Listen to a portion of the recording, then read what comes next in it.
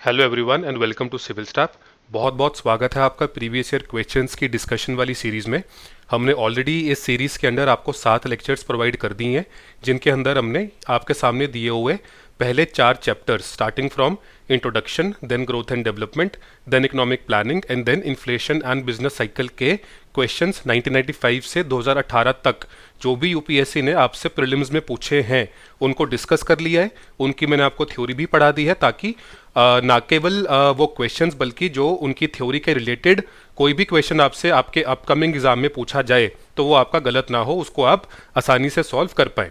तो आज है हमारा 8th लेक्चर इस सीरीज़ का। आज हम स्टार्ट करने जा रहे हैं हमारा 5th चैप्टर यानी कि एग्रीकल्चर। तो इस लेक्चर में हम कवर करेंगे क्वेश्चन नंबर 1 to 7।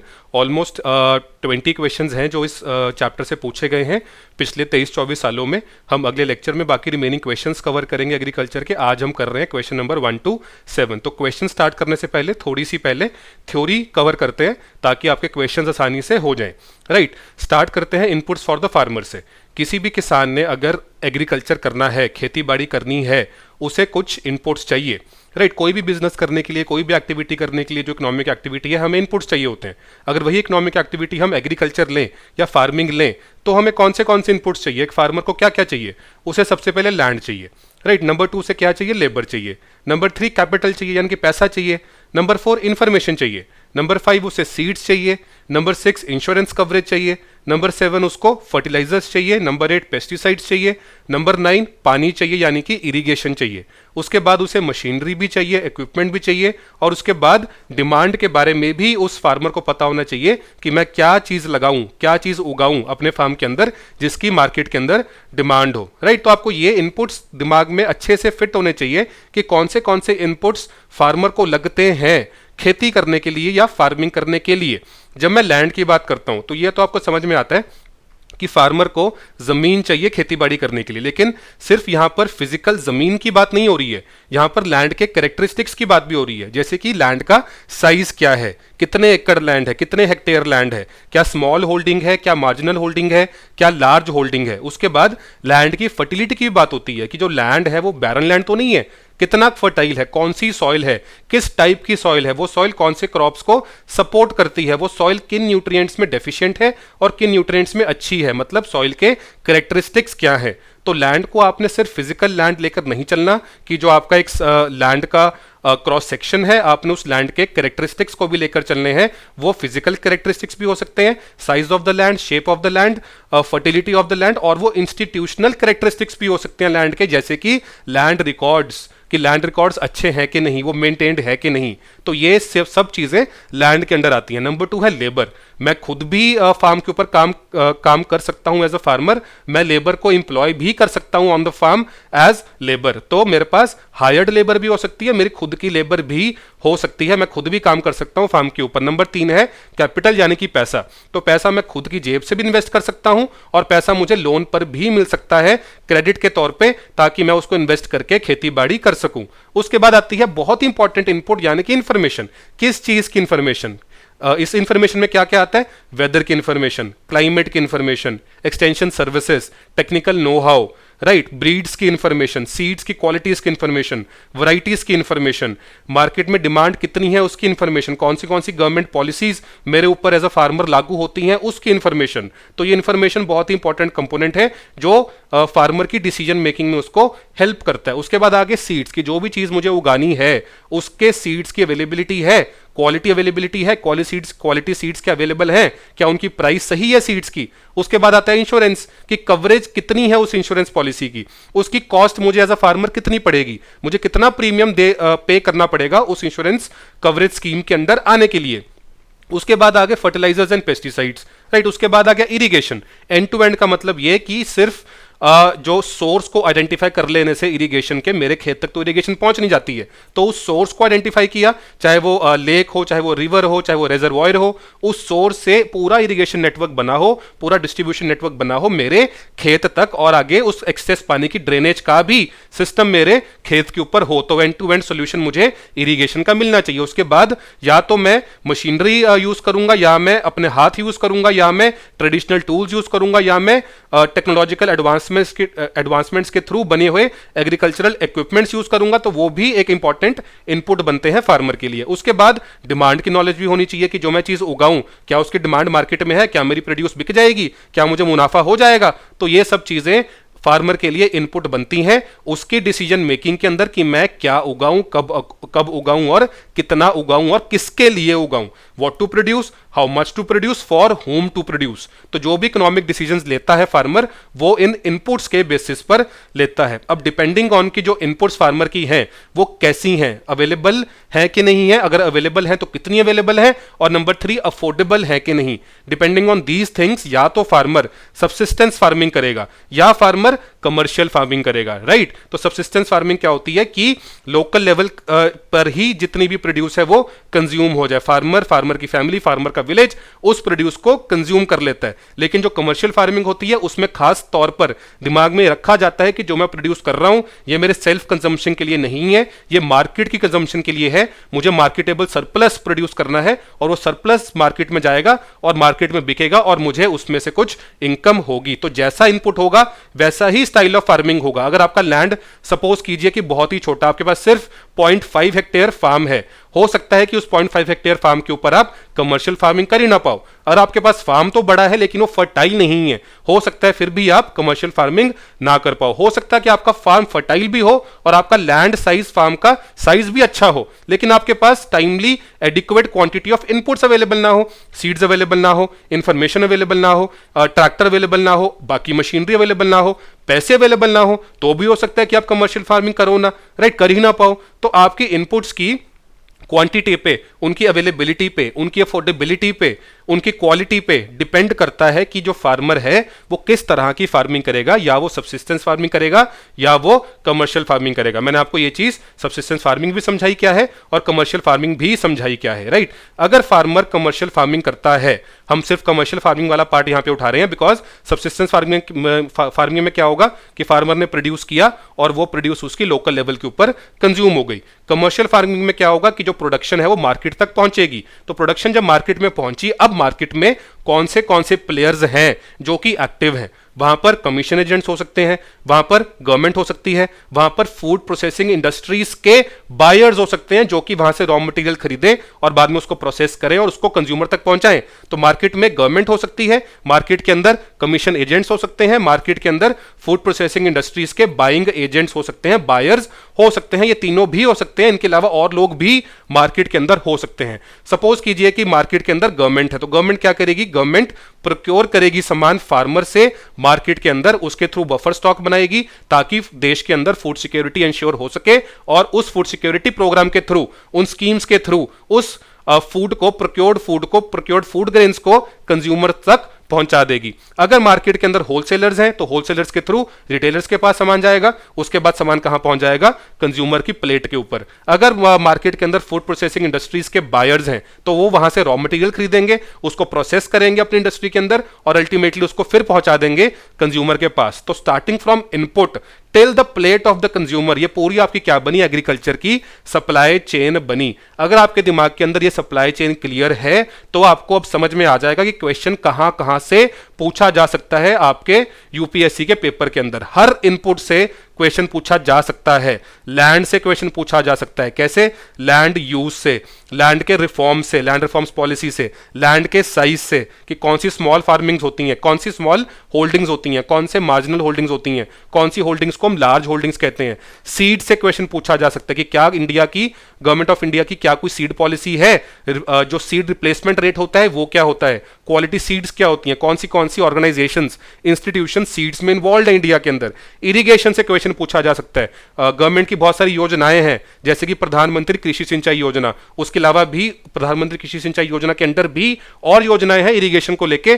फिर इरिगेशन की टाइप्स हैं, फ्लड इरिगेशन है, माइक्रो इरिगेशन है, ड्रिप इरिगेशन है, कितनी सारी टाइप्स हैं इरिगेशन की, वहां से भी क्वेश्चन पूछा जा सकता है। लेबर से क्वेश्चन आ सकता है, इंश्योरेंस से क्वेश्चन आ सकता है, इक्विपमेंट एंड मशीनरी से भी क्वेश्चन आ सकता है, फर्टिलाइजर से क्वेश्चन बन सकता है, उसके बाद इंफॉर्मेशन से जैसे कि एक्सटेंशन सर्विसेज, उनसे भी क्वेश्चन पूछा जा सकता है, जैसे कि कृषि विज्ञान केंद्र के ऊपर क्वेश्चन आ सकता है। तो अगर आपको फार्मर की इनपुट्स के बारे में नॉलेज है तो आपको यह पता चल जाता है कि यूपीएससी हर इनपुट से कैसे क्वेश्चन पूछ सकती है। एक बार इनपुट्स खत्म हुई, क्या हुआ, सब्सिस्टेंस फार्मिंग हुई या कमर्शियल फार्मिंग हुई। अब यहां से क्वेश्चन कहां से आना पॉसिबल है, मार्केट में से, जैसे कि agriculture produce market committee, national agriculture market, right. ये इन सब चीजों से क्वेश्चन आना पॉसिबल है। उसके बाद अगर गवर्नमेंट को हम प्लेयर लेते हैं, उसका minimum support price, procurement price, issue price, economic cost, food security programmes of India, buffer stock क्यों मेंटेन किया जाता है, इन सब चीजों से क्वेश्चन आना पॉसिबल है। उसके बाद अगर हम फूड प्रोसेसिंग इंडस्ट्रीज की बात करें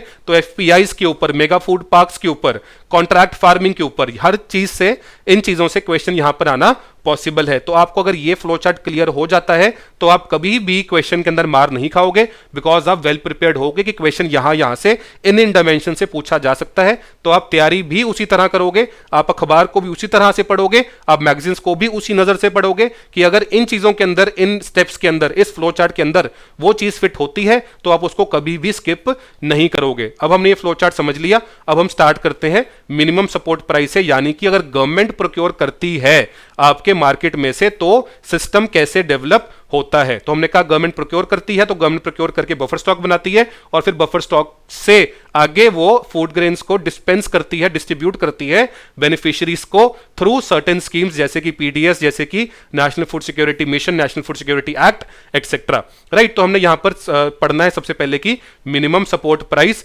होती क्या है। आपने ये दिमाग में ये चीज बिठा लेनी है कि जो मिनिमम सपोर्ट प्राइस है उसके नाम में ही है मिनिमम सपोर्ट प्राइस, मैक्सिमम नहीं बल्कि मिनिमम सपोर्ट प्राइस। तो ये एक मार्केट इंटरवेंशन है गवर्नमेंट ऑफ इंडिया का, स्टेट गवर्नमेंट का नहीं, गवर्नमेंट ऑफ इंडिया का, to ensure the farmers against any sharp fall in farm prices. ये सीधा डिमांड एंड सप्लाई वाले कॉन्सेप्ट से लिंक्ड है कि सपोज कीजिए कि बम्पर सप्लाई हो गई फूड ग्रेन्स की इकोनॉमी के अंदर, बहुत ज्यादा बम्पर प्रोड्यूस हुई, फार्मर्स ने दबा के प्रोड्यूस किया और आपकी सप्लाई फूड ग्रेन्स की इकोनॉमी के अंदर बहुत ज्यादा बढ़ गई, मार्केट में बहुत ज्यादा बढ़ गई, डिमांड लेकिन कांस्टेंट है, राइट। अगर सप्लाई बढ़ जाए लेकिन डिमांड कांस्टेंट रहे, या डिमांड उतनी ना बढ़े जितनी की सप्लाई इंक्रीज हो गई है, तो प्राइसेस गिर जाएंगे, बिकॉज सप्लाई ज्यादा है लेकिन उसके अगेंस्ट डिमांड जो है वो कम है, राइट। अगर ऐसा होगा तो क्या होगा, अगर मार्केट प्राइसेस गिरते हैं तो क्या होगा, फार्मर ने जितने इनपुट के ऊपर पैसा लगाया था, हो सकता है कि फार्मर को लॉस हो जाए कि उसने इनपुट पे तो लगा दिया था बहुत ज्यादा पैसा, लेकिन उसको रिटर्न के अंदर आउटपुट के ऊपर उतना पैसा ना मिले जो कि उसके लिए रिम्यूनरेटिव हो, प्रॉफिटेबल हो। इसलिए गवर्नमेंट ऑफ इंडिया ने फार्मर्स को इंश्योर करने के लिए in sharp fall in farm prices से यह पॉलिसी स्टार्ट की थी, minimum support price during bumper production years, right. तो मिनिमम सपोर्ट प्राइस क्या है, एक फॉर्म ऑफ मार्केट इंटरवेंशन है गवर्नमेंट का। ये कब अनाउंस करती है गवर्नमेंट, ये करती है बिफोर द सोइंग सीजन, यानी कि before the beginning of the sowing season. अभी फार्मर ने सोइंग नहीं करी है तभी ये इंफॉर्मेशन दे दी जाती है कि आगे आने वाले टाइम के अंदर मिनिमम सपोर्ट प्राइस कौन से प्रोडक्ट की, कौन सी कमोडिटी की कितनी होने वाली है। इसको लिंक कीजिए आप इंफॉर्मेशन के साथ। मैंने आपको बताया था कि फार्मर के लिए क्रिटिकल इनपुट क्या है, इंफॉर्मेशन। तो ये भी तो इंफॉर्मेशन ही है कि मेरी प्रोड्यूस की प्राइस गवर्नमेंट कितनी देने वाली है, या मिनिमम सपोर्ट प्राइस कितनी आपकी डिसाइड होने वाली है, गवर्नमेंट कितनी उसके अगेंस्ट, मेरी प्रोड्यूस के अगेंस्ट पैसा दे सकती है। दे ही देगी जरूरी नहीं है, दे सकती है मार्केट के अंदर, राइट। तो beginning of the sowing season पे गवर्नमेंट ऑफ इंडिया अनाउंस कर देती है मिनिमम सपोर्ट प्राइस। जो मिनिमम सपोर्ट प्राइस है वो सेट होती है on the recommendations of CACP. तो अनाउंस उसको सीएसीपी नहीं कर रहा, रेकमेंड इसको सीएसीपी कर रहा है, लेकिन इसको अप्रूव कौन कर रहा है, सीसीईए, यानी कि cabinet committee on economic affairs. आपने यहां पर बिल्कुल कंफ्यूज नहीं होना, यूपीएससी आपको यहां पर फंसा सकती है। रेकमेंड एमएसपी कौन कर रहा है, सीएसीपी, यानी कि commission for agricultural cost and prices.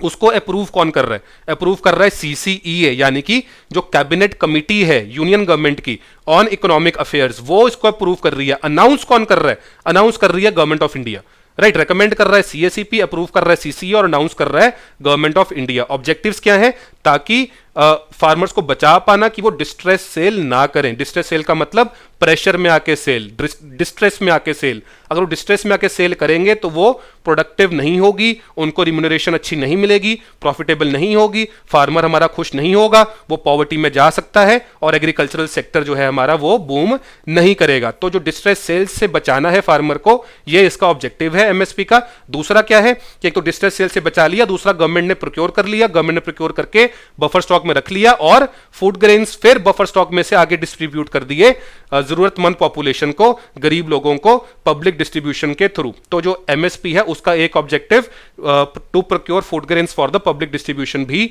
बनता है, राइट। तो ये चीज आपने दिमाग में रखनी है। इसके बाद जो CACP है वो एमएसपी को कैलकुलेट करती कैसे है, वो डिफरेंट फैक्टर्स को कंसीडर करती है एमएसपी की कैलकुलेशन में। वो फैक्टर्स कौन से हैं, बहुत ही कॉमन सेंसिकल नॉलेज है कि सबसे पहले क्या लेना पड़ेगा हमें, cost of production, because input cost लेंगे तभी तो आउटपुट कॉस्ट निकालेंगे, तो सबसे पहले हमें निकालना पड़ेगा कॉस्ट ऑफ प्रोडक्शन, राइट। उसके बेसिस पर एमएसपी निकलेगी। Number 2 demand and supply. Number 3 inter crop price parity, different crops के बीच में जो प्राइस है उसकी पैरिटी को मेंटेन करके रखना, वो भी फैक्टर लिया जाता है। स्टेट गवर्नमेंट्स की व्यूज भी ली जाती हैं, effect on cost of living भी लिया जाता है, इंटरनेशनल प्राइस सिचुएशन क्या चल रही है, ग्लोबल लेवल के ऊपर प्राइसेस कैसी हैं उसको भी कंसिडर किया जाता है। इसके अलावा भी कई सारे फैक्टर्स हैं जो कंसिडर किए जाते हैं CACP के द्वारा एमएसपी को कैलकुलेट करने में। तो आपने दिमाग में रखना है कि सिर्फ कॉस्ट ऑफ प्रोडक्शन के बेसिस पर एमएसपी डिसाइड नहीं होती है, कॉस्ट ऑफ प्रोडक्शन के साथ और कई सारे फैक्टर्स हैं जो कंसिडर किए जाते हैं CACP के द्वारा, यानी कि commission for agricultural cost and prices के द्वारा एमएसपी यानी कि मिनिमम सपोर्ट प्राइस को कैलकुलेट करने में। और उसको फिर अप्रूव कौन कर रहा है, उसको अप्रूव कर रहा है CCA, और उसको फिर अनाउंस कौन कर रहा है, गवर्नमेंट ऑफ इंडिया, राइट। उसके बाद देखिए, एक तो हमारी प्राइस हो गई मिनिमम सपोर्ट प्राइस। अब आपको 3-4 प्राइसेस और दिखने को मिलेंगी न्यूज़पेपर्स में और आपके क्वेश्चंस के अंदर भी पूछी गई हैं। एक है प्रोक्योरमेंट प्राइस, एक है इकोनॉमिक कॉस्ट, एक है इशू प्राइस और एक है FRP यानी कि फेयर एंड रिम्यूनरेटिव प्राइस। हमने सबसे पहले क्या पढ़ा, minimum support price. Minimum support price करती है गवर्नमेंट ऑफ इंडिया अनाउंस कुछ क्रॉप्स के लिए before the sowing season, right. ये एक तरह की मार्केट इंटरवेंशन है एमएसपी फॉर द फार्मर, ताकि वो फार्मर डिस्ट्रेस सेल ना करे, और दूसरा गवर्नमेंट प्रोक्योर कर ले फूड ग्रेन्स, उसको बफर स्टॉक में रख ले और बाद में उसको डिस्ट्रीब्यूट कर दे। अब आपकी जो मार्केट की प्राइस चल रही है वो डिमांड एंड सप्लाई के बेसिस पे चल रही है, वो एमएसपी से इन्फ्लुएंस होती है। ये भी हो सकता है कि जो मार्केट प्राइस है वो एमएसपी से ऊपर चल रही हो, कि सपोज कीजिए गवर्नमेंट ने अनाउंस की कि हम जी 100 रुपए अनाउंस करते हैं राइस के लिए एमएसपी, 100 रुपए केजी, मैं एग्जांपल ले रहा हूं कि 100 रुपए किलो गवर्नमेंट ने अनाउंस कर दिया एमएसपी राइस के लिए, यानी कि आपके चावलों के लिए, राइट। तो चावल की एमएसपी अनाउंस हुई 100 रुपए किलो। सपोज कीजिए कि जो मार्केट में एक्चुअल प्राइस चल रही है वो है 150 रुपए किलो, तो मतलब मार्केट प्राइस जो है वो एमएसपी से क्या ज्यादा हो सकती है, बिल्कुल हो सकती है। सपोज कीजिए कि मार्केट प्राइस चल रही है 80 रुपए किलो, ये भी हो सकता है, बिकॉज जरूरी नहीं है कि अगर एमएसपी 100 है तो मार्केट प्राइस 100 से ऊपर ही रहेगी, तो मार्केट प्राइस 80 भी हो सकती है, यानी कि मार्केट प्राइस एमएसपी से कम भी हो सकती है। क्या मार्केट प्राइस 100 भी हो सकती है, बिल्कुल हो सकती है। तो मार्केट प्राइस एमएसपी से ज्यादा भी हो सकती है, कम भी हो सकती है और बराबर भी हो सकती है, बिकॉज मार्केट प्राइस डिपेंड करेगी आपकी डिमांड एंड सप्लाई के ऊपर, apart from the announcement of MSP by the government of India. अब सपोज कीजिए कि जो मार्केट प्राइस है वो आपकी चल रही है 80 rupees per KG for rice और एमएसपी अनाउंस करी है गवर्नमेंट ने 100 रुपीज पर केजी, राइट। उसके बाद अब गवर्नमेंट चलेगी मार्केट के अंदर और फार्मर अपनी प्रोड्यूस लेके राइस को लेके मार्केट में पहुंचा हुआ है, उसको मार्केट प्राइस दिख रही है 80 रुपए किलो और एमएसपी गवर्नमेंट ने अनाउंस कर रखी है 100 रुपीज पर केजी। अब फार्मर गवर्नमेंट को बेच देता है अपनी produce at 100 rupees per KG. जिस प्राइस पर अब गवर्नमेंट ने खरीदी उस फार्मर से, उसको बोला जाएगा प्रोक्योरमेंट प्राइस। तो अब इस केस के अंदर जो मैंने एग्जांपल लिया, आपकी प्रोक्योरमेंट प्राइस एमएसपी के बराबर हो गई है, राइट। लेकिन ये जरूरी तो नहीं है, क्योंकि प्रोक्योरमेंट प्राइस एमएसपी से ज्यादा भी हो सकती है। सपोज कीजिए कि मार्केट में प्राइस चल रही थी 110 रुपए किलो, राइट, और आपकी जो एमएसपी है वो अनाउंस की हुई है 100 रुपए किलो, फाइन। अब गवर्नमेंट ने जाके प्रोक्योर की 105 रुपए किलो पर।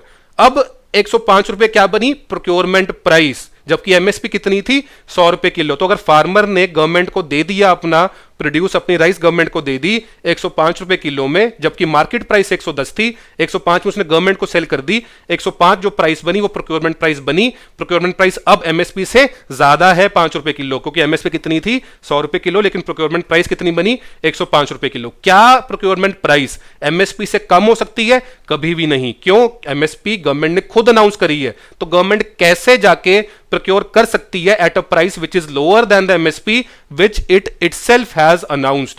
तो अगर गवर्नमेंट जाके प्रोक्योर करेगी मार्केट से तो वो एमएसपी पे या एमएसपी से ज्यादा दाम पर ही प्रोक्योर करेगी। इसलिए procurement price can be equal to MSP और it can be greater than MSP. It can never be less than the procurement price, although the market price can be less, can be equal to और can be greater than the minimum support price. तो procurement price की definition क्या बनी?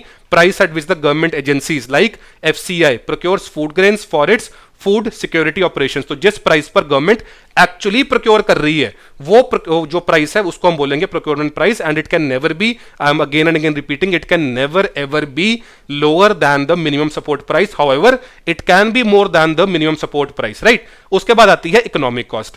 अब एक बार government ने procure कर लिया था हमारे पिछले एग्जांपल में 105 रुपए किलो पर, ये तो हुई प्रोक्योरमेंट प्राइस। अब गवर्नमेंट ने प्रोक्योर किया, उसको स्टोर किया, उसको ट्रांसपोर्ट किया, अब ये सब चीजें ऐड होगी उस कॉस्ट के ऊपर। जब ये सब चीजें हमने ऐड करी एक्सपेंडिचर गवर्नमेंट का स्टोरेज पर, ट्रांसपोर्टेशन पर, तो क्या बना हमारे पास? इकोनॉमिक कॉस्ट बना। तो क्या इकोनॉमिक कॉस्ट प्रोक्योरमेंट प्राइस से कम हो सकती है? नहीं, बिकॉज इकोनॉमिक कॉस्ट के अंदर प्रोक्योरमेंट प्राइस तो है ही है, प्लस कुछ एडिशनल चार्जेस भी हैं in the form of storage, in the form of transportation etcetera. तो economic cost will always be greater than the procurement price. उसके बाद आती है सेंट्रल इशू प्राइस। अब ये प्राइस कौन सी है? ये वो प्राइस है जिस पे गवर्नमेंट फूड ग्रेन्स अवेलेबल कराती है स्टेट्स को। तो यूनियन गवर्नमेंट प्रोक्योर कर रही है या एजेंसीज के थ्रू प्रोक्योर करवा रही है या स्टेट्स के थ्रू प्रोक्योर करवा रही है, उसके बाद उसे वो डिसेंट्रलाइज्ड सिस्टम के तहत उसको डिस्ट्रीब्यूट कर रही है स्टेट्स को। तो जिस रेट पर, जिस प्राइस पर सेंट्रल गवर्नमेंट स्टेट्स को वो फूड ग्रेन या जो चीज प्रोक्योर की है वो देगी, दैट इज कॉल्ड द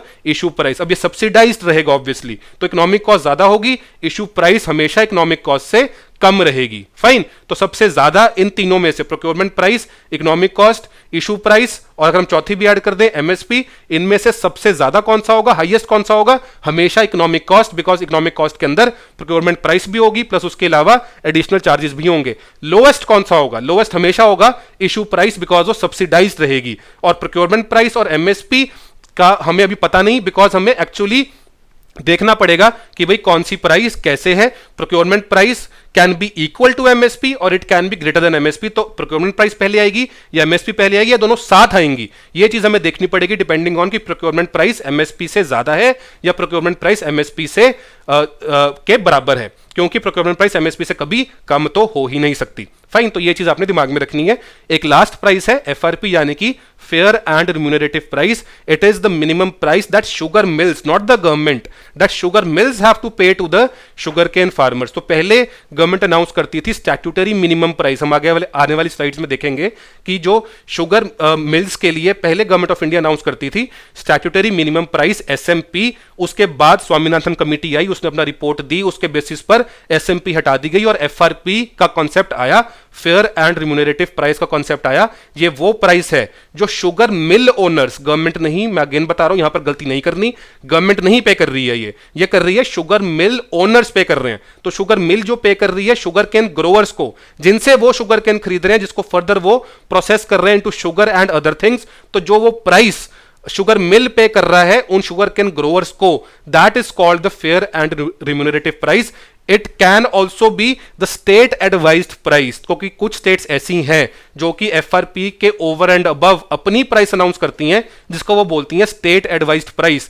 तो अगर स्टेट एडवाइज प्राइस किसी स्टेट गवर्नमेंट ने नोटिफाई कर रखी है तो sugar mill owners, sugar cane growers को क्या देंगे? एसएपी देंगे, बिकॉज एसएपी एफआरपी से ज्यादा ही होगी, कम नहीं होगी, राइट। तो ये चीज आपने दिमाग में बिल्कुल अच्छे से रख लेनी है। ये स्लाइड मैंने आपको ऑलरेडी समझा दी है कि जो मार्केट प्राइस है उसका अगर हम एमएसपी के साथ कंपैरिजन करें तो market price can be greater then, can be less then और इक्वल टू एमएसपी। इन तीनों में से कोई भी केस हो सकता है। प्रोक्योरमेंट प्राइस को अगर एमएसपी के साथ हम लिंक करें तो procurement price will always be either equal to और greater than MSP, it will never fall below MSP. Why?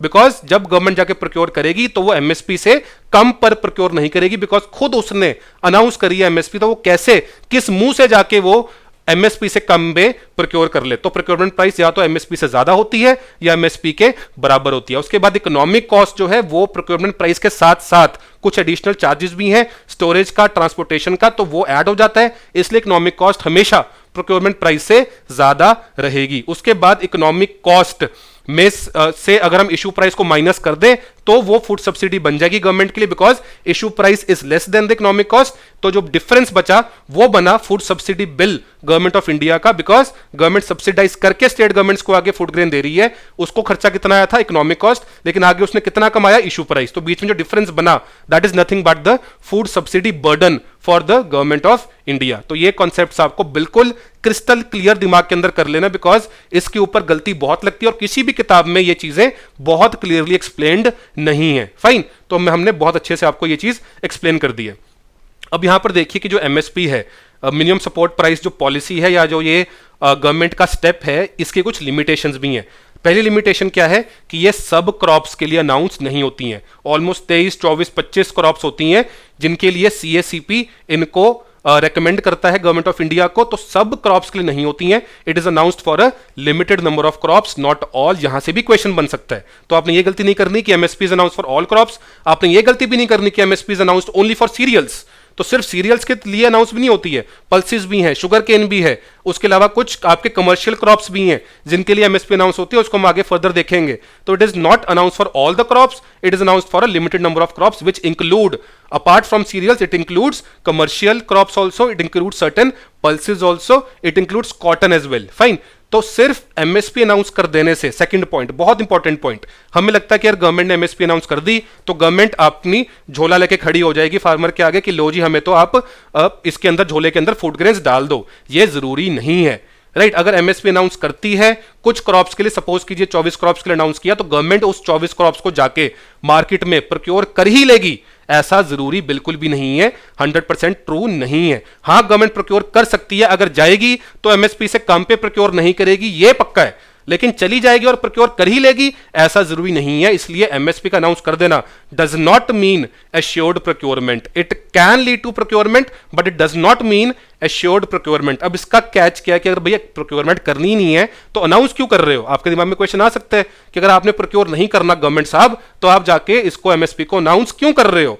इसका आंसर यह है कि अगर गवर्नमेंट एमएसपी अनाउंस करती है तो एमएसपी की अनाउंसमेंट कि कितनी अनाउंस करी आपके मार्केट प्राइसेस को भी इंफ्लुएंस करती है। तो अगर एमएसपी बढ़ती है तो मार्केट प्राइसेस जिनके ऊपर फार्मर किसी और को बेच सकता है अपार्ट फ्रॉम गवर्नमेंट, वो भी इंक्रीज हो सकती हैं, बिकॉज मार्केट प्राइस कहीं ना कहीं एमएसपी को भी ट्रैक करती है, उसके साथ कहीं ना कहीं वो इंडेक्स हो जाती है। फाइन, इसलिए एमएसपी का अनाउंस करना गवर्नमेंट के लिए जरूरी है। सेकेंडली, गवर्नमेंट को अपना फूड सिक्योरिटी प्रोग्राम चलाना है, तो जितना उसको फूड सिक्योरिटी प्रोग्राम चलाने के लिए चाहिए और जो फूड ग्रेन्स उसको अपने फूड सिक्योरिटी प्रोग्राम चलाने के लिए चाहिए, उसको तो गवर्नमेंट प्रोक्योर करेगी, राइट। नंबर तीसरा, हर स्टेट के अंदर इनपुट कॉस्ट डिफरेंट होंगे, हर स्टेट में लेबर कॉस्ट डिफरेंट होगा, हर स्टेट के अंदर फर्टिलाइजर कॉस्ट में डिफरेंस वेरिएशन होना पॉसिबल है, हर स्टेट के अंदर इरिगेशन कॉस्ट डिफरेंट होना पॉसिबल है। इसलिए जब इतने इनपुट कॉस्ट वेरिएशंस हैं inter state as well as intra state, तो एमएसपी एक जो स्टैंडर्ड हमने लगा दिया पूरे इंडिया के लिए, तो ये one size fits all approach अच्छी कैसे है,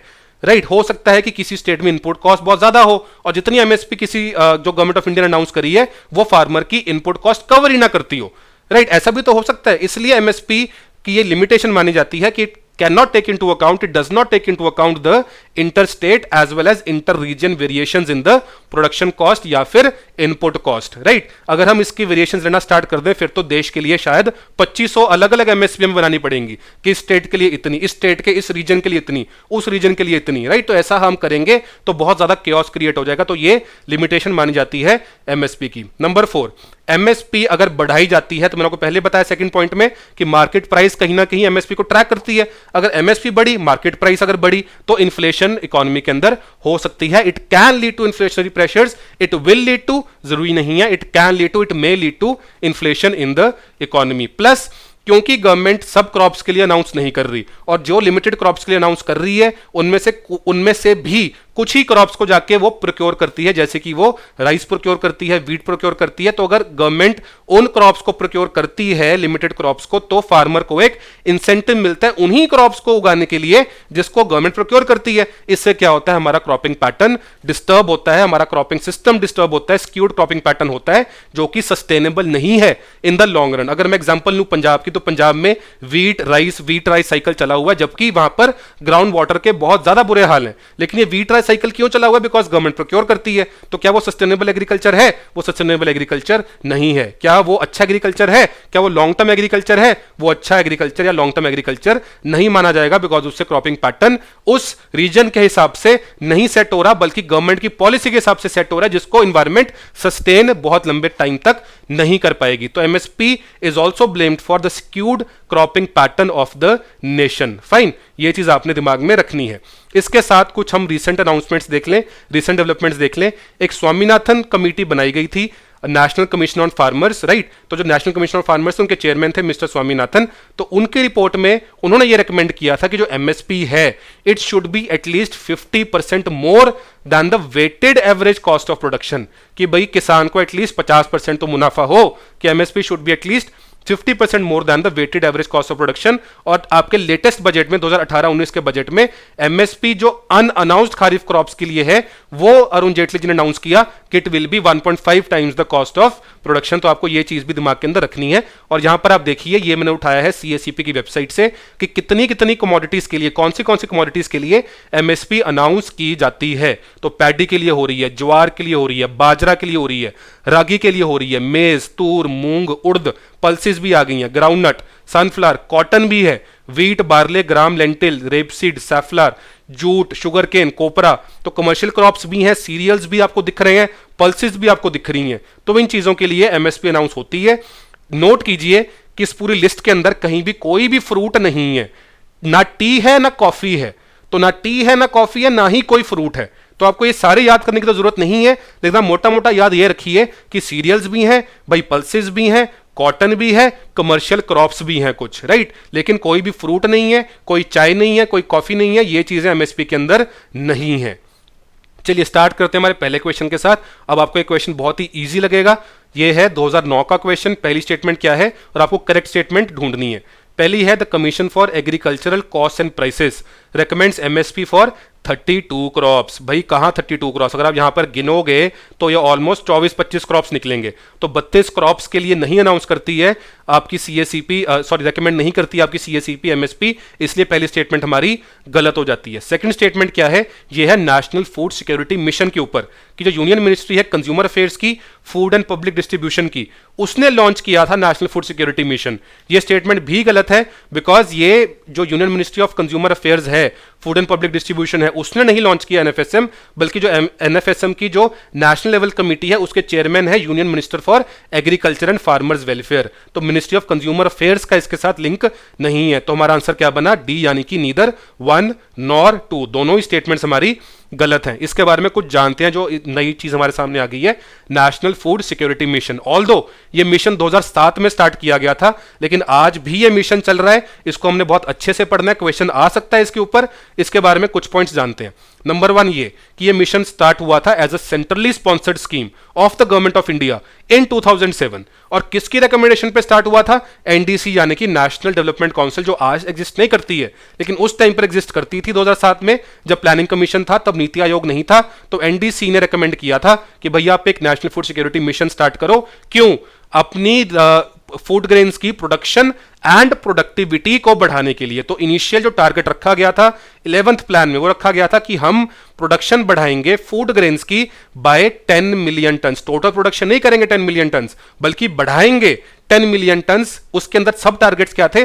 वीट की बढ़ाएंगे बाय 8 मिलियन टन, पल्सेस की बढ़ाएंगे बाय 2 मिलियन टन, और आपकी सॉरी यही दो चीजें थी, वीट और पल्सेस की, 8 मिलियन टन, राइस की 10 मिलियन टन और पल्सेस की 2 मिलियन टन। सॉरी मैंने इसमें थोड़ी गलती कर दी कि इसके अंदर टोटल जो टारगेट था दैट वाज 20 मिलियन टन, जिसमें से 10 थी राइस की, 8 थी वीट की और 2 थी आपके पल्सेस की, कि by the end of 11th plan हमने 20 मिलियन टन प्रोडक्शन बढ़ानी है फूड ग्रेन्स की। कौन से food grains? Rice, wheat and pulses. तो इनिशियल जो टारगेट था वो इन्हीं 3 फूड ग्रेन्स के लिए था, एक थी राइस, एक थी वीट और एक थी पल्सेस। उनके भी डेफिनेट टारगेट्स थे। 10 मिलियन टन थी राइस की, 8 मिलियन टन था वीट का और 2 मिलियन टन था आपकी पल्सेस का। तो ये टारगेट अचीव हो गया था आपके 11th प्लान के अंदर। उसके बाद जब 12th प्लान आया 2012 ऑनवर्ड्स, तब नया टारगेट रखा गया 25 मिलियन टन का। पहले था 20 मिलियन टन, बाद में कर दिया गया 12th प्लान के अंदर 25 मिलियन टन। उसके सब टारगेट्स क्या हैं? 10 मिलियन टन रखा राइस के लिए, पहले भी 10 मिलियन टन था। वीट के लिए रखा 8 मिलियन टन, पहले भी 8 ही था। 4 कर दिया पल्सेस के लिए, पहले कितना था 2, तो 4 मिलियन टन कर दिया पल्सेस के लिए, और कोर सीरियल्स को इंक्लूड कर दिया और उसका टारगेट कर दिया 3 मिलियन टन से बढ़ाना। टोटल नहीं, मैं रिपीट कर रहा हूं, टोटल 3 मिलियन टन नहीं, बल्कि जो प्रोडक्शन ऑलरेडी हो रही है उसमें 3 मिलियन टन की बढ़ोतरी करना, बढ़ा देना कोर सीरियल्स के लिए। तो एक चौथा कंपोनेंट ऐड हुआ कोर सीरियल्स, और प्लस टारगेट हुआ 20 मिलियन टन से 25 मिलियन टन, राइट। उसके बाद क्या हुआ, जब हमने इसके अंदर कोर सीरियल्स और कमर्शियल क्रॉप्स इंक्लूड कर दिए, उसके बाद जो नेशनल मिशन एक हमारा अलग चल रहा था for oil seeds and oil palm, तो 2018-19 से, अब ये चीज इंपॉर्टेंट है, 2018-19 से national mission for oil seeds and oil palm यानी कि NMOOP, उसको भी मर्ज कर दिया गया है नेशनल फूड सिक्योरिटी मिशन के अंडर ही। तो अब इसके अंदर कितने कंपोनेंट्स हैं, राइस है, व्हीट भी है, पल्सेस भी है, कोर सीरियल्स भी हैं, कमर्शियल क्रॉप्स भी हैं, और ऑयल सीड भी है। तो rice, wheat, pulses, coarse cereals, commercial crops and oil seed, तो ये 6 चीजें आपको अच्छे से याद होनी चाहिए। क्वेश्चन यहां से यूपीएससी पूछ सकती है कि भाई कौन से कंपोनेंट्स हैं अब के नेशनल फूड सिक्योरिटी मिशन के अंडर। पहले क्या थे, राइस, व्हीट एंड पल्सेस, फिर आया कोर सीरियल, फिर आए कमर्शियल क्रॉप्स, फिर आए ऑयल सीड्स। तो अब जो नेशनल फूड सिक्योरिटी मिशन है, it is a part of the umbrella scheme of the government of India, and that umbrella scheme is called green revolution Krishonnati Yojana. तो green revolution Krishonnati योजना है, उसकी एक स्कीम अब है नेशनल फूड सिक्योरिटी मिशन। इस umbrella scheme के अंडर और भी कुछ स्कीम्स हैं, अराउंड 9-10 स्कीम्स इसके अंदर और भी हैं, राइट। अब इस नेशनल फूड सिक्योरिटी मिशन के थ्रस्ट एरियाज क्या है, मैंने आपको बताया, प्रोडक्शन बताना टारगेटेड क्रॉप्स की, राइस हो, व्हीट हो, पल्सेस हो, कोर सीरियल्स हो, कमर्शियल क्रॉप्स हो, ऑयल सीड्स हो, उनकी, इनको हम टारगेटेड क्रॉप्स बोल रहे हैं, उनकी सस्टेनेबली प्रोडक्शन को बढ़ाना। कैसे बढ़ाना, एरिया एक्सपेंशन के थ्रू भी और प्रोडक्टिविटी एनहांसमेंट के थ्रू भी। एरिया बढ़ा दो, प्रोडक्शन बढ़ जाएगी, सेम एरिया रखो, उसकी प्रोडक्टिविटी बढ़ा दो, प्रोडक्शन बढ़ जाएगी।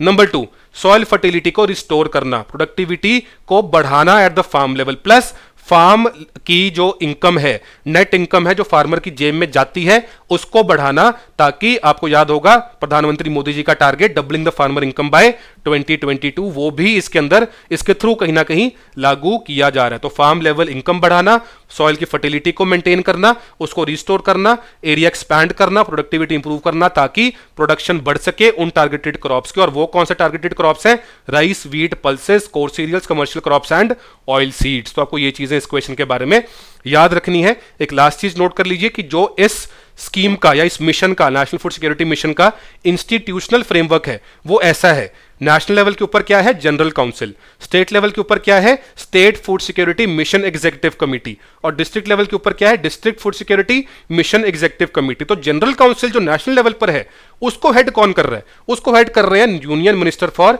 Agriculture and farmers welfare.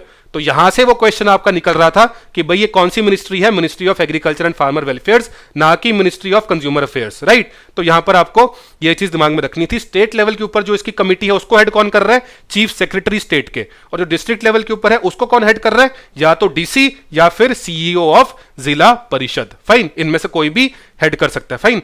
उसके बाद आगे देखते हैं, अगला क्वेश्चन देखते हैं। कंसीडर द फॉलोइंग, ये 2018 का बिल्कुल लेटेस्ट क्वेश्चन है। इसके ऊपर क्या है कि जो cabinet committee on economic affairs है, it has announced the MSP for which of the above. तो अब आपको मैंने पहले बताया था कि यार आपको याद नहीं करना कि कौन सी कमोडिटीज के लिए एमएसपी अनाउंस होती है। आप कैसे याद करोगे, 24-25 जितनी भी लिस्ट उसके अंदर है। यहां पर कैच क्या थी, देखिए कॉफी, मैंने आपको बताया था कोई भी फ्रूट नहीं है, चाय नहीं है, कॉफी नहीं है। और कौन सी ऑप्शन में कॉफी है, ए में भी 3 है, सी में भी 3 है, डी में भी 3 है। सीधा आपका आंसर एलिमिनेशन से सॉल्व होता है कि भाई अनाउंस किसके लिए हो रही है, बी के लिए हो रही है, 2, 4, 5 एंड 6, यानी कि बार्ले, फिंगर मिलेट, ग्राउंडनट और सीसम के लिए अनाउंस होती है MSP cabinet committee on economic affairs के द्वारा, यानी कि गवर्नमेंट ऑफ इंडिया के द्वारा।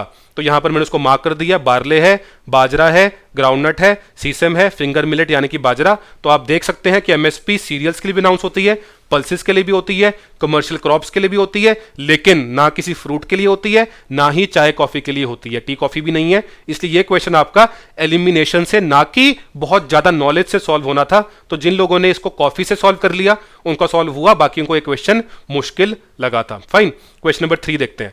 The prices at which the government purchases food grains for maintaining the public distribution and for building up buffer stock is known as. तो जिस price पर government actually purchase कर रही है वो कौन सी है? यहां पर कंफ्यूज बच्चे कहां पर हुए, मिनिमम सपोर्ट प्राइस है या प्रोक्योरमेंट प्राइस है?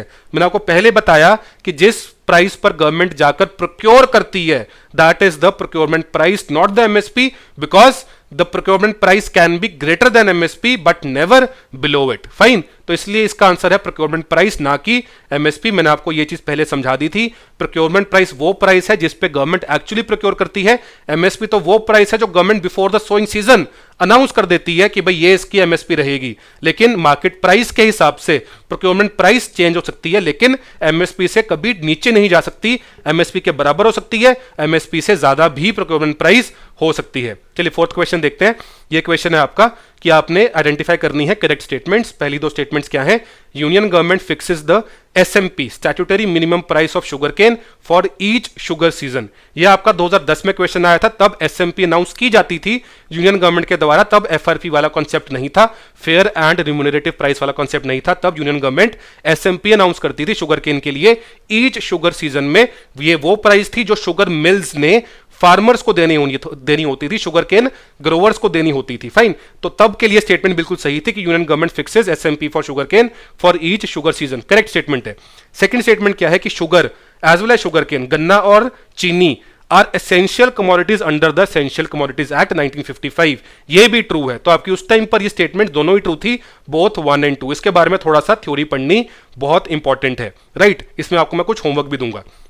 सबसे ऊपर है प्रधानमंत्री मोदी जी, यानी कि यूनियन गवर्नमेंट है। यूनियन गवर्नमेंट पहले क्या फिक्स करती थी? SMP statutory minimum price based on the cost of cultivation estimated bye commission for agricultural cost and prices. की भाई सीएससीपी ये एस्टिमेट करती थी कि एक शुगर केन ग्रोवर को कितनी कॉस्ट इंकर होगी शुगर केन लगाने में, गन्ना लगाने में। उसके बेसिस पर यूनियन गवर्नमेंट अनाउंस करती थी स्टैट्यूटरी मिनिमम प्राइस यानी कि एसएमपी। ये वो प्राइस थी जो कि मिल ओनर्स या मिल्स जो कि शुगर केन को प्रोसेस करेंगे इनटू शुगर, वो फार्मर्स को पे करेंगे। फाइन, लेकिन अब अलग अलग स्टेट्स के अंदर शुगर केन कहां कहां ग्रो होता है? यूपी में ग्रो होता है, महाराष्ट्र में ग्रो होता है, कर्नाटका में, पंजाब में, हरियाणा में, उत्तराखंड में, आंध्र प्रदेश में, तमिलनाडु में। हर स्टेट के अंदर मैंने आपको पहले बताया एक ड्रॉबैक है एमएसपी का, या जो प्राइस गवर्नमेंट सेट करती है उसका एक ड्रॉबैक ये था कि वो inter state variation, inter region variation consider नहीं कर पाती वो प्राइस। इसलिए अगर योगी जी बोलते हैं कि भाई मेरी स्टेट के अंदर तो प्रोडक्शन कॉस्ट हायर है, मेरे फार्मर्स को नुकसान होता है अगर मिल ओनर्स एसएमपी पे करते हैं फार्मर्स को, तो मेरे फार्मर्स खुश नहीं है, उनको नुकसान होता है क्योंकि मेरी स्टेट के अंदर कॉस्ट ऑफ प्रोडक्शन हाई है। इसलिए मैं तो अनाउंस करूंगा जी स्टेट एडवाइज्ड प्राइस यानी कि SAP which will be more than the SMP set by the government of India. तो इन्होंने अनाउंस कर दिया अपनी स्टेट के लिए स्टेट एडवाइस प्राइस यानी कि एसएपी। उसके बाद महाराष्ट्र के सीएम बोले कि भाई मेरे स्टेट में तो जो फार्मर्स है प्रोटेस्ट कर रहे हैं, मेरे ऊपर तो बहुत ज्यादा प्रेशर है, मुझे भी अनाउंस करनी पड़ेगी एसएपी। तो इन्होंने भी अनाउंस कर दी एसएपी यानी कि state advised price which is more than the SMP fixed by the government of India. उसके बाद पंजाब के जो मुख्यमंत्री हैं वो बोले कि भाई ये भी जो आप बोल रहे हो मैं उसके साथ बिल्कुल एग्री करता हूं, मेरी स्टेट के अंदर ही प्रॉब्लम है, जो आपने एसएमपी अनाउंस किया वो सफिशिएंट नहीं है, तो मैं भी अनाउंस करना जा रहा हूं एसएपी यानी कि स्टेट एडवाइस प्राइस, जो कि ज्यादा होगी आपके एसएमपी से, स्टैट्यूटरी मिनिमम प्राइस से। अब प्रॉब्लम क्या हुई, लेकिन अब इन स्टेट्स ने अनाउंस कर दी एसएपी, अलग अलग एसएपी अनाउंस कर दी, और हर स्टेट की जो एसएपी थी that was greater than the SMP announced by the government of India. अब ये पे तो स्टेट गवर्नमेंट ने नहीं करनी, पे किसने करनी है? मिल्स ने। पे किसको करनी है? फार्मर्स। तो बर्डन किसके ऊपर आया? मिल्स के ऊपर। अब योगी जी ने तो अनाउंस कर दी, फडणवीस जी ने अनाउंस कर दी, अमरिंदर सिंह जी ने अनाउंस कर दी, लेकिन इसका बर्डन किसके ऊपर गया? स्टेट के ऊपर नहीं बल्कि मिल्स के ऊपर, बिकॉज मिल्स ने पेमेंट करनी है फार्मर्स को एसएपी के अकॉर्डिंग। तो एसएपी लगा दी भाई, मिल ओनर्स को बताया कि भाई तुम आज से फार्मर को एसएपी दोगे।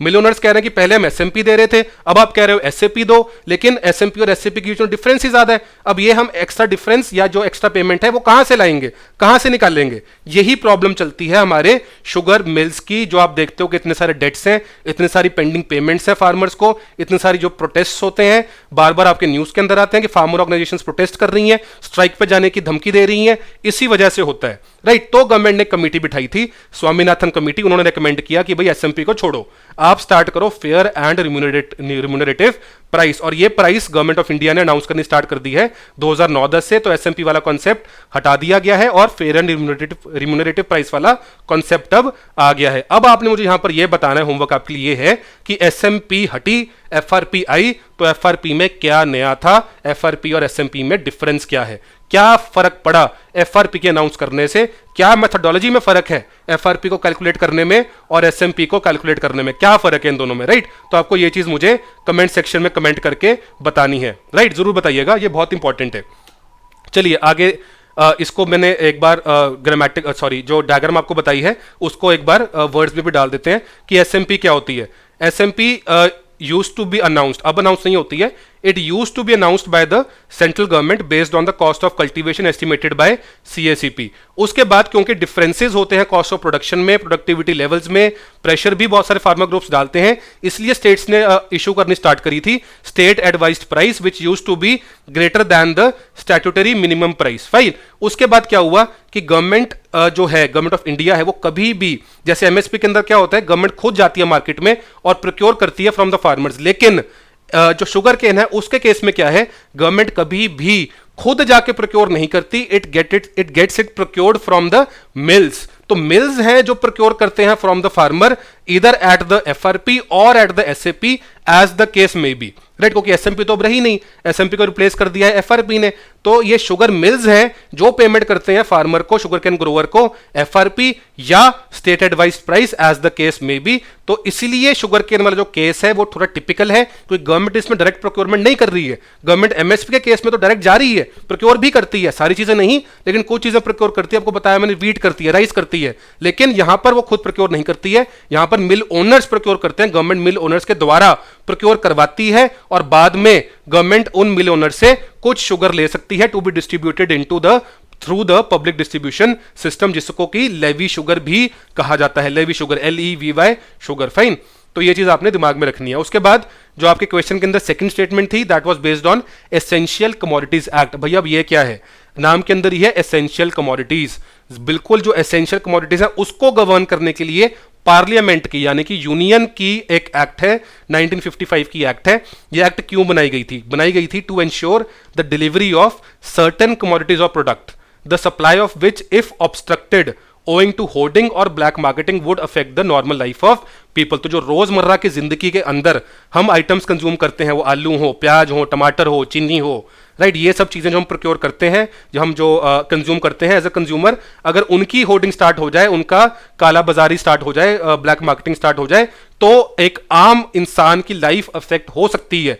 तो एसेंशियल कमोडिटीज एक्ट बनाई गई थी कि भाई यूनियन गवर्नमेंट इस एक्ट के अंडर कुछ आइटम्स डाल सकती है जो कि एसेंशियल है। अगर यूनियन गवर्नमेंट ने उसके अंडर, इस एक्ट के अंडर कुछ आइटम्स डाल दी, तो जो सेंटर है, जो यूनियन है, वो इन कमोडिटीज के ऊपर स्टॉक पाइलिंग लिमिट्स लगा सकता है कि इस क्वांटिटी से ऊपर आप इस कमोडिटी को होल्ड नहीं कर सकते हो। तो जितनी भी एक्स्ट्रा होल्डिंग होगी उसको मार्केट के अंदर डिस्पर्स करना पड़ेगा, डिस्ट्रीब्यूट करना पड़ेगा, जिसकी वजह से अवेलेबिलिटी, सप्लाई उस कमोडिटी की बढ़ जाएगी और उसकी प्राइसेस कम हो जाएंगी और लोगों को तकलीफ नहीं होगी। किस एजेंसी के पास पावर है, किस अथॉरिटी के पास पावर है नई कमोडिटीज डालने की और पुरानी को निकालने की? सेंटर के पास है, स्टेट के पास नहीं है। उसके बाद सेंटर जो है वो स्टॉक लिमिट्स इंपोज करता है, जो स्पेसिफिक जो अपर लिमिट है वो सेंटर लगाता है, उसके बाद जो एग्जैक्ट लिमिट है, स्पेसिफिक लिमिट है, वो स्टेट लगाती है, राइट। किसी कमोडिटी के सपोज कीजिए कि हमने टमाटर के ऊपर लगानी है, तो सेंटर ने अपर लिमिट लगा दी 50 किलो,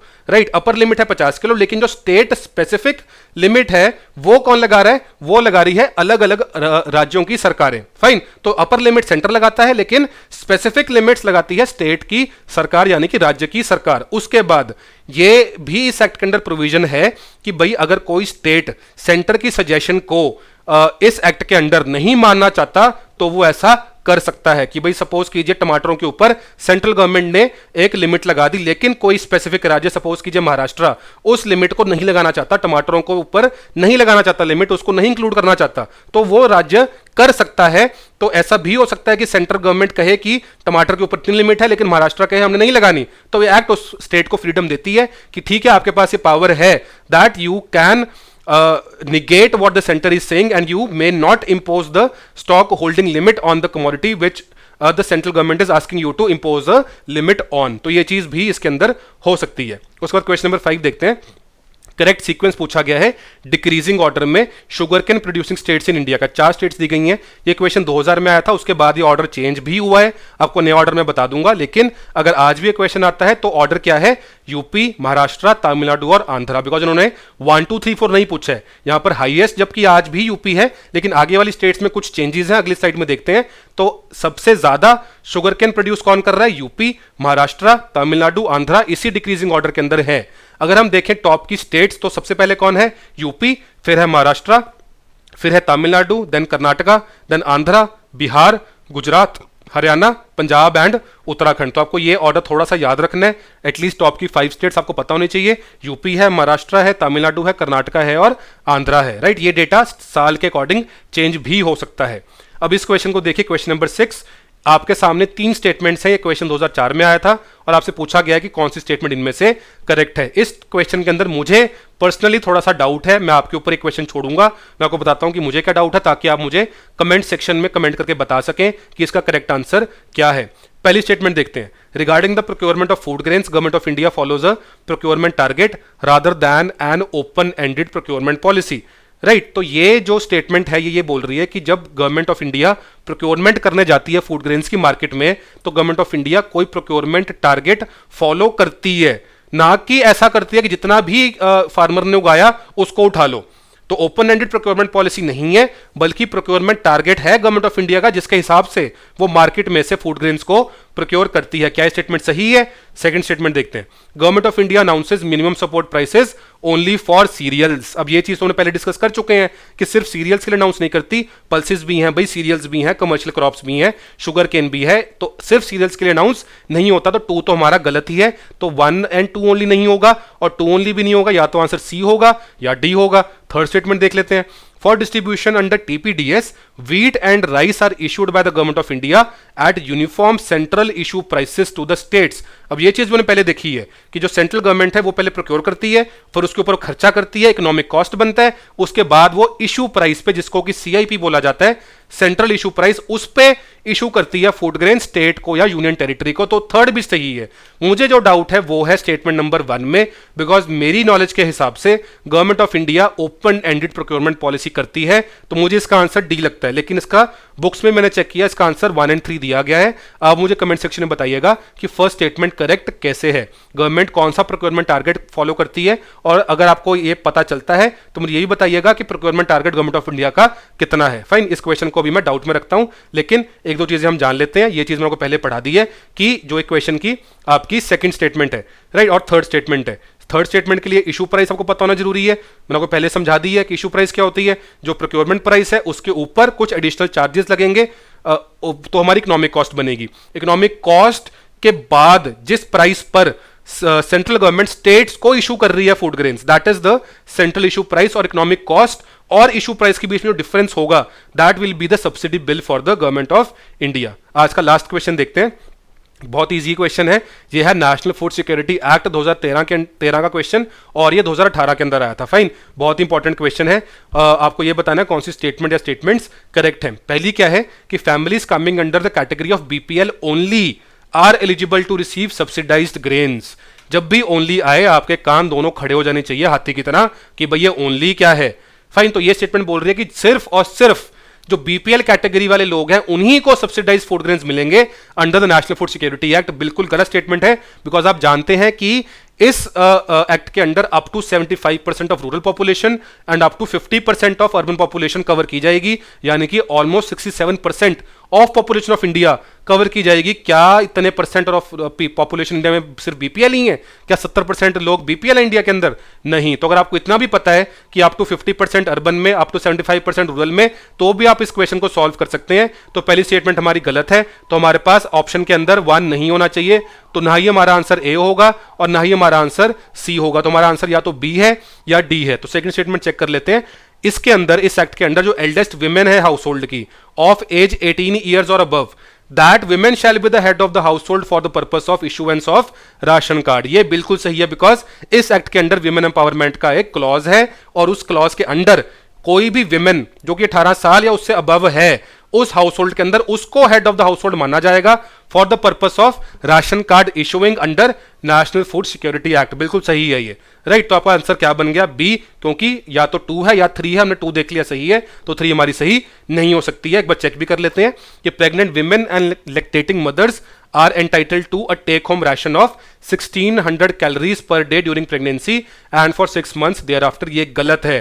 क्यों गलत है? बिकॉज क्या प्रोविजंस हैं एनएफएसए की? इसके अंदर क्या है? Nutritious meal free of charge pregnant women के लिए, लैक्टेटिंग मदर्स के लिए और बच्चों के लिए up to 6 years of age under integrated child development services या स्कीम, ये प्रोविजन है। उसके बाद मैटरनिटी बेनिफिट की बात भी की गई है, 6,000 रुपए तक या 6,000 रुपए प्रेग्नेंट विमेन और लैक्टेटिंग मदर्स के लिए।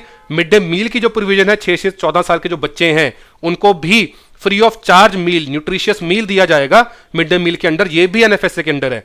जो टीपीडीएस था इंडिया का, पब्लिक डिस्ट्रीब्यूशन सिस्टम, वो भी अब गवर्न होगा according to the national food security act. और इस एक्ट की कवरेज कितनी है? 75% रूरल एरियाज के अंदर और 50% अर्बन पॉपुलेशन में। स्टेट वाइज कवरेज क्या कैसे डिटर्मिन होगी वो नीति आयोग डिटर्मिन करेगा। अभी फिलहाल कैसे डिटर्मिन कर रहा है वो एनएसएसओ का सर्वे है, national household consumption expenditure survey. तो household consumption expenditure survey के बेसिस पर स्टेट वाइज कवरेज डिटर्मिन होगी कि हर स्टेट के लिए यूनियन कितना कितना कवर करेगा। फाइन, कि 20% किसी ए स्टेट के अंदर, 30% बी स्टेट के अंदर। तो जो स्टेट वाइज कवरेज है वो एनएसएसओ के सर्वे के कंजम्पशन एक्सपेंडिचर को देखकर कवर की जाएगी। फाइन, उसके बाद इस एक्ट ने हाउस होल्ड्स को दो हिस्से में बांटा है।